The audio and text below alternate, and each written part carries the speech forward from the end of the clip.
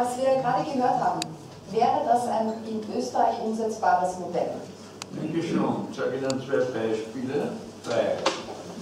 Uselmannstraße in rechts der Mur. Die haben vor 12 Jahren gemeinsame Ganztagsschule gemacht, höchst erfolgreich. Liebenau, die haben von sich aus die Initiative ergriffen. Liebenau 50% Migrationshintergrund ist eine Erfolgsstory. Köflach, ein anderes Beispiel, die BHS wollten die verschiedenen Zweige zusammenlegen, damit das infrastrukturell ressourcenbezogen besser geht, haben bis heute keine Genehmigung bekommen. Neue Mittelschule funktioniert nicht so, wie sie könnte.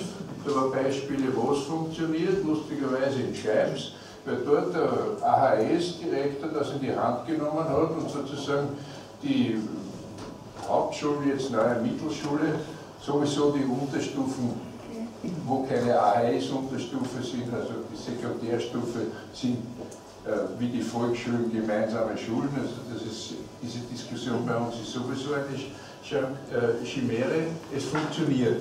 Also die Beispiele, leider zu wenige Beispiele, beweisen, dass es sehr wohl ginge, aber die Widerstände oder die Initiativbereitschaft einmal zu groß und im anderen Fall zu klein.